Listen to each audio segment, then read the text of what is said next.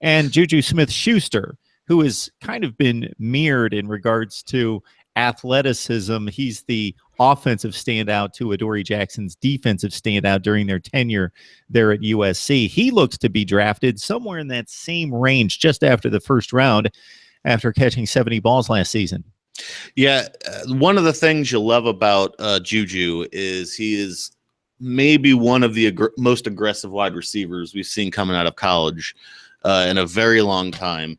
You go back a couple of seasons, USC fans know about the famous stiff arm against Utah, where he just flung a guy right out of bounds on a stiff arm.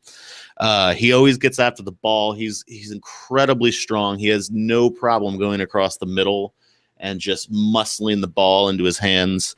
He's one of those guys that if you get the ball sort of anywhere close to him, he's going to find a way to come up with it. He doesn't drop a lot of passes. He has an uncanny ability to make quarterbacks look real good when throwing the ball. One thing, though, that concerns people at the NFL level is he doesn't necessarily have true number one speed for the NFL. And so, and in part and parcel with that is his separation. A lot of people are concerned about his ability to get separation. So a lot of people don't necessarily think he's good for a number one wide receiver for a team. But if you have a speedy guy who can take the top off the defense in the NFL, he is an excellent possession receiver to pair him with. And so for that reason, a lot of folks have him slipping out of the top round.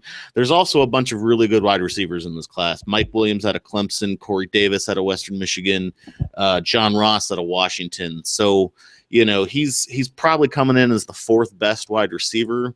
So for him to be, you know, are there going to be four wide receivers taken in the first round? Maybe, maybe not. But someone's going to get this guy. They're going to know when to use him and put him in the right spot, and he's going to be an outstanding player. If you're in the red zone, this is your guy. This guy just snags red zone touchdown catches all day.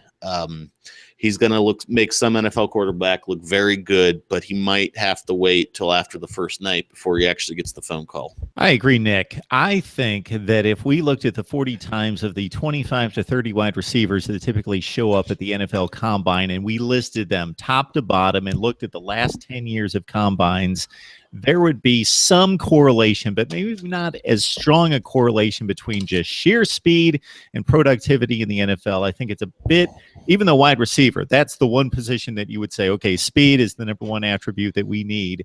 And I totally agree. You need a guy that runs the top off the defense, but there are plenty of guys in the NFL that didn't show up that well in the combine or run just ridiculous 40 times that are very, very productive receivers in the NFL. I think JuJu is going to do just fine at the next level. Not that I'm making this comparison, but one of the major outliers of the most infamous outlier for the 40 time is I do believe Jerry Rice had a god-awful 40 time at the combine. And a little inside info on you here. He turned out okay in the NFL. Yeah, I'll have to look him up. I think he might be one underrated. But okay. A lot of folks compare Duke. Since I brought up comparisons, a lot of folks do compare JuJu to an Anquan Bolden type, who didn't necessarily, which ain't a bad career. And Anquan Bolden does not have tremendous speed, and never has never been a top flight receiver in regards to speed, but productivity, he's a borderline Hall of Famer. This Jerry Rice guy, is it with a G or with a J? I'm going to have to look him up. All right.